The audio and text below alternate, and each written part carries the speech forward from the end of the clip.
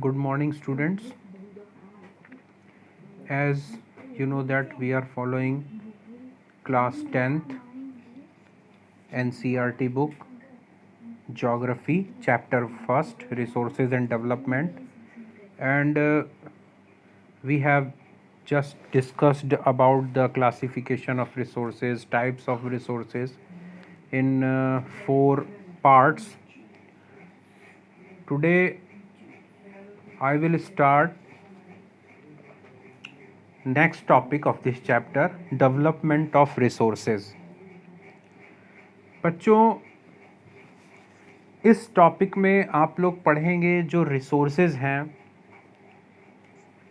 वो human needs को satisfy करते हैं, बात सही है, और हम लोग आज जो सरवाइव कर रहे हैं, जो कंफर्टेबल लाइफ लीड कर रहे हैं, इजीली रह रहे हैं इस एनवायरनमेंट में, तो वो सिर्फ़ और सिर्फ रिसोर्सेज की देन है। हमारा सर्वाइवल भी इन रिसोर्सेज के कारण ही है, हमारी क्वालिटी ऑफ लाइफ भी इस रिसोर्सेज के ही कारण है। लेकिन रिसोर्सेज को हमने क्या समझ लिया है, हमारे अंदर एक ईगो आ गया है, एक घमंड आ गया है, और हमने ये मान लिया कि ये जो अर्थ है, ये जो प्लैनेट है अर्थ, ये हमारे लिए ही है, और हमने आंखें बंद कर ली, हमें सिर्फ ह्यूमन बींग्स ही नज़र आ रहे हैं। जबकि बच्चों, इस अर्थ प्लैनेट पर बहुत सारी चीज़ें हैं, बहुत सारे लिविंग बींग्स हैं, सिर्फ ह्यूमन बींग नहीं है। अब उसकी वजह से कौन सी प्रॉब्लम्स आई, क्या आई, क्यों आई, कुछ इस तरह की चीज़ों को हम लोग पढ़ेंगे।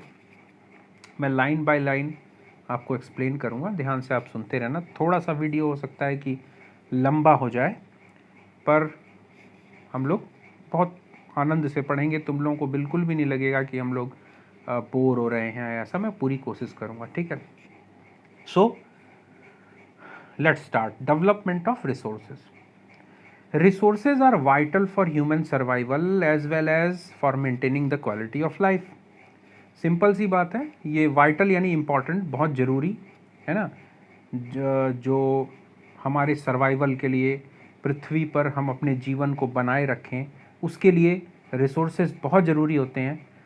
और इसके साथ साथ अपने लाइफ की जो गुणवत्ता है, जीवन की जो गुणवत्ता है, उसका जो लेवल है, उसको भी मेंटेन करने के लिए रिसोर्सेज बहुत ज़रूरी होते हैं, ठीक है। जैसे पहले हम क्या बोलते हैं, दो पत्थर को टकरा करके और स्पार्किंग करते थे, चिंगारी उत्पन्न करते थे और आग लगाते थे, ठीक है। एक वो लाइफ थी। एक ये लाइफ है कि हम लाइटर जला देते हैं, लाइटर को प्रेस करते हैं और आग जल जाती है। हम मैच बॉक्स का यूज़ करते हैं, और तो क्या हुआ, वो रिसोर्सेज हमने, और हमारे पास और रिसोर्सेज आए, उन रिसोर्सेज की मदद से हमने अपनी क्वालिटी ऑफ लाइफ को इम्प्रूव किया। ये मैंने एक छोटा सा एग्जांपल बताया। तो रिसोर्सेज हर चीज़ के लिए ज़रूरी होते हैं। It was believed that resources are free gifts of nature. ऐसा विश्वास किया जाता है मनुष्य के द्वारा। मनुष्य का जो घमंड है वो ये विश्वास करता है कि जो रिसोर्सेज हैं, जो संसाधन हैं, वो प्रकृति ने मुफ्त में हमें उपहार में दिए हैं। ये हमारा घमंड है। As a result, human beings used them indiscriminately and this has led to the following major problems. और परिणाम क्या हुआ, हमने मान लिया कि भाई ये नेचर तो हमारी ही है, ये प्रकृति हमारे लिए ही है, ठीक है। और हमने अंधाधुन, बिना किस सोचे समझे, इनडिस्क्रिमिनेटली, ठीक है, हमने उसका दोहन करना शुरू कर दिया, रिसोर्सेज को यूज करना शुरू कर दिया। यहाँ पर यूज वर्ड नहीं कहेंगे हम, इसके लिए एक्सप्लॉइट वर्ड, हमने शोषण करना शुरू कर दिया, ठीक है। और उसकी वजह से बहुत बड़ी बड़ी समस्याएं हमारे सामने आज की डेट में आ गई हैं। तो क्या, फर्स्ट है depletion of resources for satisfying the greed of a few individual.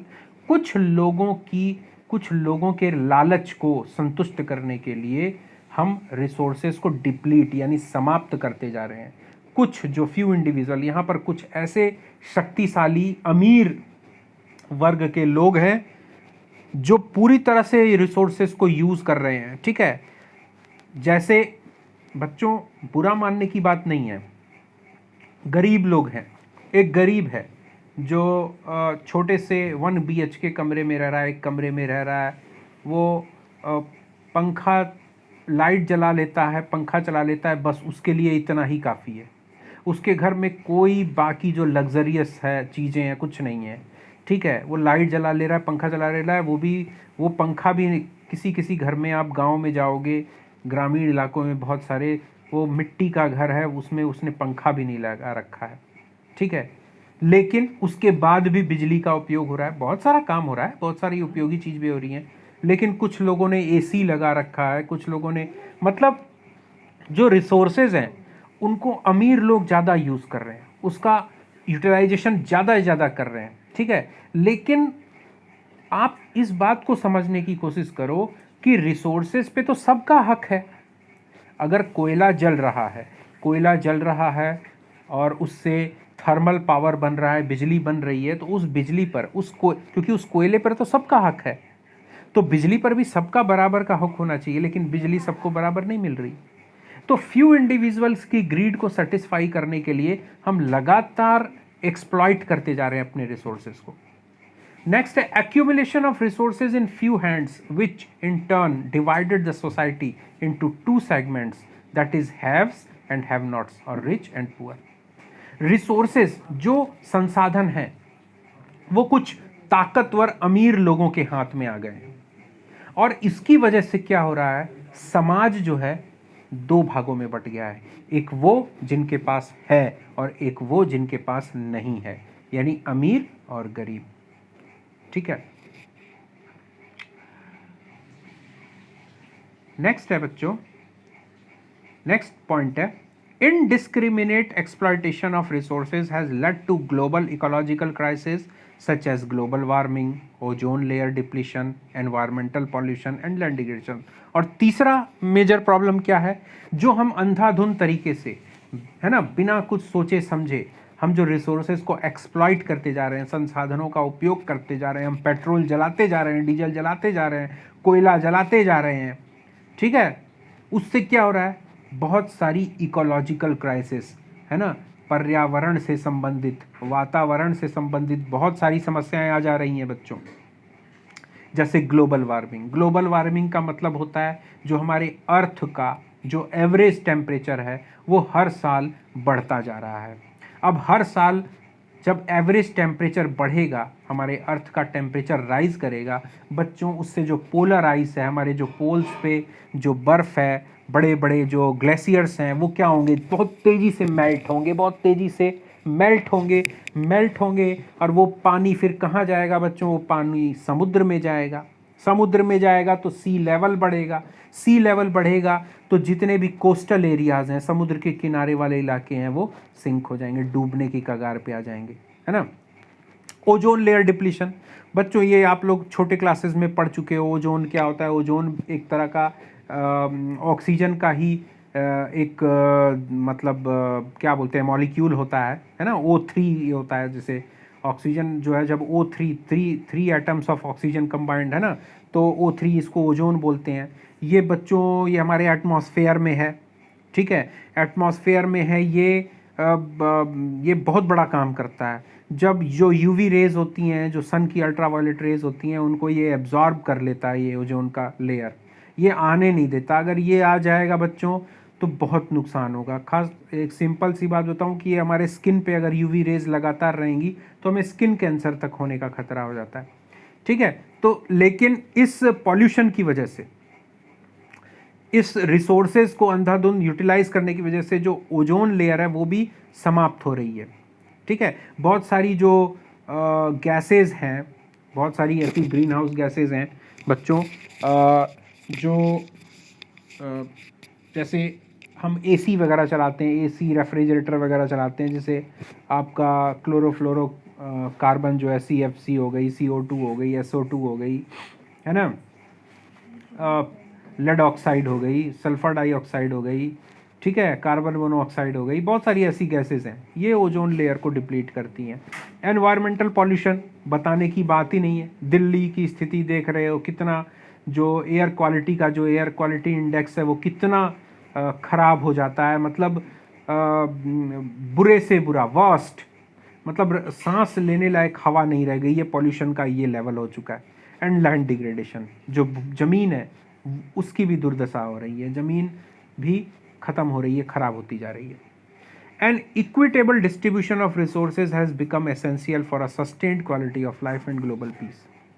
इसलिए जो रिसोर्सेज हैं, जो संसाधन है, उनका समान वितरण होना चाहिए, एक समान वितरण, ताकि जो क्वालिटी ऑफ लाइफ है वो सस्टेन करे, यानी जो हम एक गुणवत्ता भरा जीवन, एक अच्छा जीवन जी रहे हैं, वो लगातार बना रहे, सस्टेन्ड यानी लगातार बना रहे, और विश्व शांति स्थापित हो। विश्व शांति स्थापित हो, तो अब यहाँ पे विश्व शांति की बात कहाँ से आ गई? विश्व शांति की बात इसलिए आई बच्चों कि कुछ लोग तो रिसोर्सेज पे कुंडली मार के बैठे हैं कि ये हमारा रिसोर्स है, हम नहीं देंगे, और जो दूसरे हैं उनको वो रिसोर्स चाहिए, उनके देश में वो रिसोर्स नहीं है, तो फिर वो क्या करेंगे? हाथ तो जोड़ेंगे नहीं। जैसे इसका एक सिंपल सा एग्जांपल है बच्चों, देखो गल्फ कंट्रीज़ हैं, जो हमारे सेंट्रल एशियन कंट्रीज़ और गल्फ कंट्रीज जो खाड़ी के देश बोलते हैं, या जो अरब जगत है, अरब वाला जो संसार है, यानी आपका यूएई वगैरह हो गया, आपका कुवैत हो गया, आपका ईरान हो गया, इराक हो गया, सीरिया हो गया, जॉर्डन हो गया, लेबनान हो गया, ठीक है, इज़राइल हो गया, ये सारे जो देश हैं आपके जो पेट्रोलियम प्रोड्यूसिंग है, यहाँ पे पेट्रोलियम बहुत ज़्यादा है ना, पेट्रोलियम है, नेचुरल गैस है। अब उसके कारण अक्सर वहाँ पे युद्ध की स्थिति हो जाती है। अमेरिका बोलता है कि हमको चाहिए, हमको दो, वो किसी देश पे प्रेशर बनाता है कि जितना पेट्रोलियम निकाल रहे हो वो सब पहले हमको दो, जब हमसे बच जाए तब किसी को बेचो। तो सामने वाला कहता है कि हम नहीं देंगे, तो नहीं देंगे तो लो बम खाओ, बम गिरा, लड़ाई झगड़ा। अल्टीमेटली बच्चों, चाहे वो नाम दिया जाता है, इंटरनेशनल पॉलिटिक्स में नाम दिया जाता है कि उसने टेररिस्ट को सपोर्ट किया, वो बम बना रहा है इसलिए हमने उसको ऐसे किया, ऐसा कुछ नहीं। सबका जो बेसिक जो थीम होती है वो यही रिसोर्सेज, मेन चीज़ रिसोर्सेज, जो भी युद्ध का कारण होता है वो रिसोर्सेज, बाकी तो सिर्फ इधर उधर की चीज़ होती है, सब दिखाने के लिए, ठीक है। तो अगर इक्विटेबल डिस्ट्रीब्यूशन होगा तभी ग्लोबल पीस होगा। If the present trend of resource depletion by a few individuals and countries continues, the future of our planet is in danger.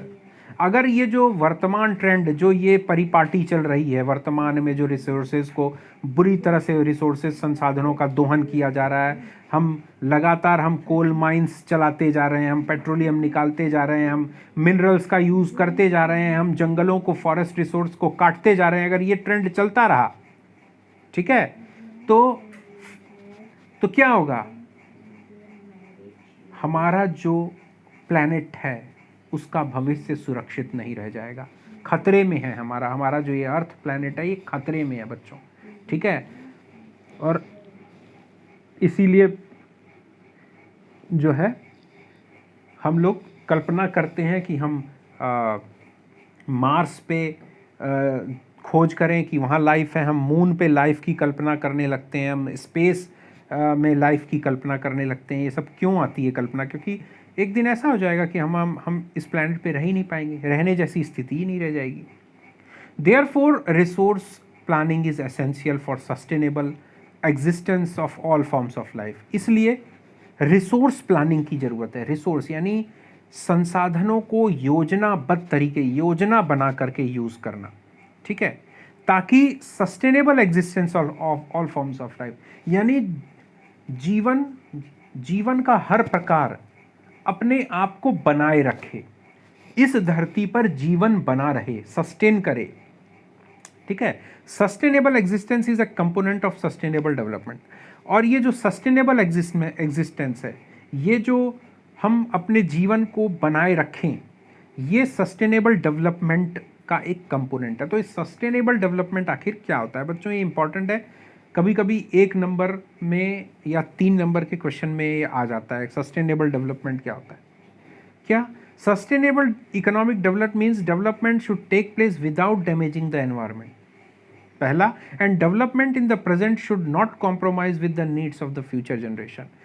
Sustainable economic development वो होता है जो एक ऐसा डेवलपमेंट जिसको करने से एनवायरनमेंट का डिग्रेडेशन ना हो, एनवायरनमेंट डैमेज ना हो, एक ऐसा विकास जो विकास तो हो, एक पॉजिटिव चेंज तो हो, हमारी क्वालिटी ऑफ लाइफ एनहेंस हो, इंक्रीज हो, लेकिन एनवायरनमेंट पर, पर्यावरण पर उसका बुरा असर ना पड़े। दूसरा जो इंपॉर्टेंट जो कंपोनेंट होता है, जो पॉइंट होता है इसमें क्या, कि हम इतना ही उपयोग करें, रिसोर्सेज को इतना ही उपयोग करें कि हम अपने फ्यूचर जनरेशन के लिए भी कुछ रखें, सेव करें, प्रिजर्व करें, उसके साथ कोई कॉम्प्रोमाइज ना करें। ठीक है, आज मिल रहा है, आज हमारे पास खूब सारा पैसा है, तो रोज पनीर की सब्जी बनेगी, राजमा बनेगा, छोला बनेगा, चिकन बिरयानी बनेगा खूब। जब सारा पैसा खत्म हो गया तो रोटी और पानी में नमक घोल दो, खाओ। इस तरह की व्यवस्था नहीं होनी चाहिए बच्चों, है ना। आप रिसोर्सेज को इस तरीके से यूज़ करिए, या उतना ही यूज़ करिए जितनी आपको ज़रूरत है, या अपनी ज़रूरतों को आप सीमित कर लीजिए। क्यों? क्योंकि वो रिसोर्सेज क्योंकि फ्यूचर जनरेशन आएगी ही, और आप फ्यूचर जनरेशन के प्रति रिस्पॉन्सिबल हैं, क्योंकि कल को वो हमें ब्लेम करेंगे कि आपने हमारे लिए तो कुछ छोड़ा ही नहीं, सारा कोयला तो आपने निकाल लिया, सारा पेट्रोलियम आपने जला दिया अपनी कार में, बाइक में, हमारे लिए क्या छोड़ा। वो हमको गाली देंगे, और बेचारे गाली दे के भी क्या करेंगे, वो एग्जिस्ट ही नहीं कर पाएंगे, वो सस्टेन ही नहीं कर पाएंगे, उनका सर्वाइवल खतरे में पड़ जाएगा। तो बच्चों, आने वाली पीढ़ी भी हमारी ही है, तो उसके लिए आप सेव करिए। यही सस्टेनेबल डेवलपमेंट कहता है। बच्चों आओ,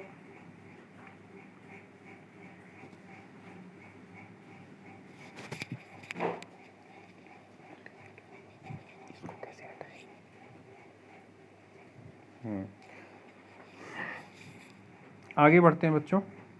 अब आते हैं 1 नंबर का एक क्वेश्चन है, इसको भी समझा देता हूँ। ये रियो डी जेनेरो अर्थ समिट क्या था 1992 में, कभी कभी 1 नंबर में आ जाता है। ठीक है बच्चों, ये रियो डी जेनेरो है, ये साउथ अमेरिका कॉन्टिनेंट में एक बहुत बड़ा देश है, ब्राज़ील में एक शहर है ये रियो डी जेनेरो।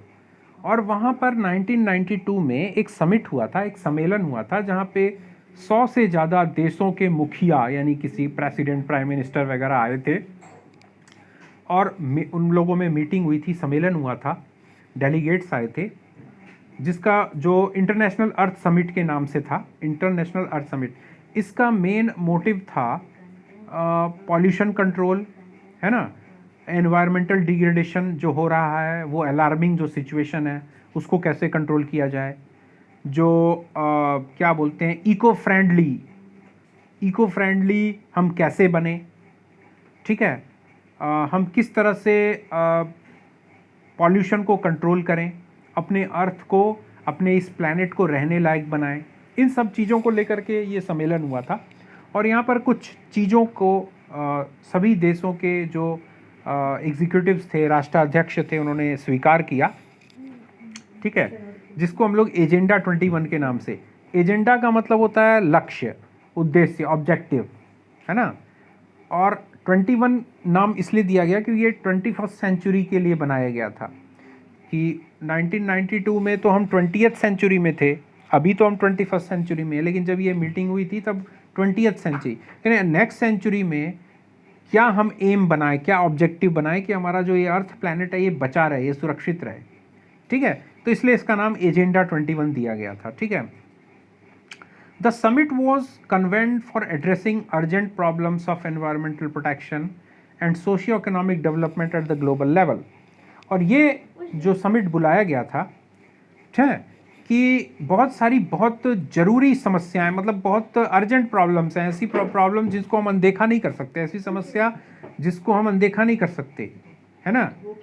खास तौर से एनवायरमेंटल प्रोटेक्शन को लेकर के, पर्यावरण को की सुरक्षा को लेकर के, और विश्व स्तर पर, ग्लोबल लेवल यानी विश्व स्तर पर सामाजिक आर्थिक विकास। यानी ऐसा नहीं है कि जो अमीर देश हैं वो तो पूरा अपना विकास कर रहे हैं, वहाँ के लोगों का जो स्टैंडर्ड ऑफ लिविंग है वो इम्प्रूव हो रहा है, और जो अफ्रीका के, एशिया के गरीब देश हैं वो एकदम वैसे ही हैं, पिछड़े हुए हैं, गरीब हैं, और उनके यहाँ हर चीज़ की लैकिंग है, अभावग्रस्त हैं। ऐसा नहीं, ग्लोबल लेवल पर होना चाहिए। इस बात को करने के लिए वो सब जुटे थे। The assembled leaders signed the declaration on global climatic change and biological diversity. जो इकट्ठा नेता थे वहाँ पे, असेंबल्ड ने जो नेता लोग थे, जो भी राष्ट्राध्यक्ष लोग थे, उन्होंने एक डिक्लेरेशन, एक घोषणा पत्र पर साइन किया कि जो उसमें था वो किस चीज़ के बारे में था, जो ग्लोबल क्लाइमेटिक चेंज हो रहा है, जो पूरे विश्व स्तर पर जो जलवायु परिवर्तन हो रहा है, ठीक है, और बायोलॉजिकल डाइवर्सिटी, जो जैविक विभिन्नता है, पेड़ पौधे जानवर है ना, इन सब को लेकर एक डिक्लेरेशन साइन किया।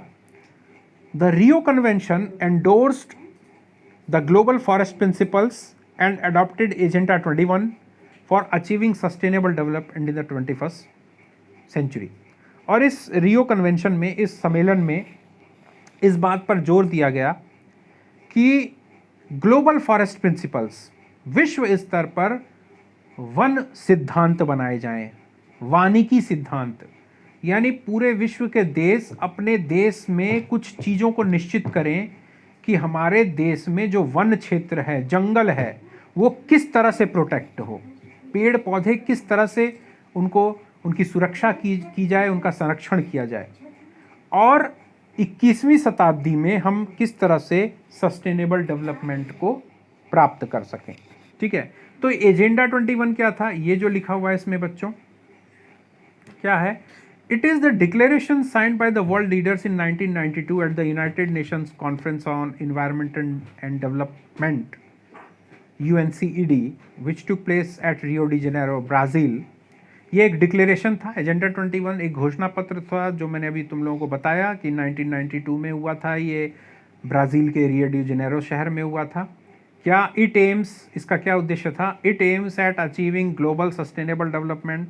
इसका उद्देश्य था कि विश्व स्तर पर सस्टेनेबल डेवलपमेंट के टारगेट को अचीव किया जाए, लक्ष्य की प्राप्ति की जाए। सस्टेनेबल डेवलपमेंट बच्चों में अभी कुछ मिनट पहले मैंने बताया कि सस्टेनेबल डेवलपमेंट क्या होता है। सस्टेनेबल डेवलपमेंट एक बार फिर बता देता हूँ, सस्टेनेबल डेवलपमेंट वो डेवलपमेंट होता है, वो विकास होता है कि हम विकास तो करें लेकिन पर्यावरण को नुकसान ना पहुँचाएं, अपने एनवायरनमेंट को नुकसान ना पहुँचाएं। दूसरा, हम इस तरीके से विकास करें या रिसोर्सेज को इस तरह से यूटिलाइज करें कि हमारे उपयोग के बाद जो भविष्य में आने वाली पीढ़ी है, जो फ्यूचर जनरेशन है, उसके लिए भी रिसोर्सेज बचे रहें, सुरक्षित रहें, प्रिजर्व रहें। ओके, तो बच्चों ये था। इसके बाद it is an agenda to combat environmental damage, है ना। इसमें इस एजेंडे में क्या था, है ना, किन किन चीज़ों से लड़ना था, क्या कॉम्बैट यानी लड़ाई, हमारी किस चीज़ से लड़ाई थी। पहला, इन्वायरमेंटल डैमेज, जो पर्यावरण का विनाश हो रहा है, पॉवर्टी, गरीबी, डिजीज़, है ना, बीमारी। तो कैसे लड़ना है, मतलब लड़ाई कैसे करनी है, through global cooperation on common interest, है ना, पूरे विश्व में आपस में सहयोग करना है। मतलब ये नहीं कि हर देश अपना अलग अलग करे, नहीं, आपस में सहयोग करके, ठीक है, सबके एक समान हित हैं, कॉमन इंटरेस्ट, म्यूचुअल नीड्स, आपस की ज़रूरतें हैं, एंड शेयर्ड रिस्पॉन्सिबिलिटी, और जो जिम्मेदारियां हैं उनको शेयर किया जाए, बांट करके निर्वाह किया जाए।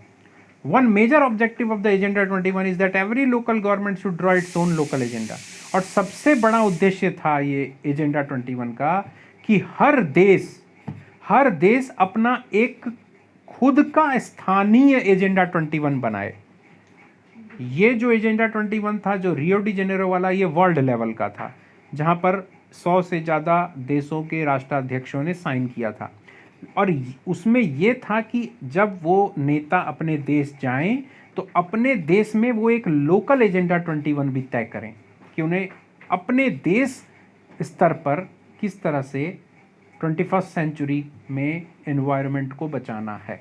ठीक है बच्चों, आज का वीडियो इतना ही, और इसके बाद फिर बच्चों मैं आपसे रिसोर्स प्लानिंग एक बहुत इंपॉर्टेंट टॉपिक है बच्चों, बहुत इंटरेस्टिंग भी है, बहुत मज़ा आएगा इसको पढ़ने में। फिर हम लोग मिलेंगे। ओके, तब तक के लिए गुड बाय।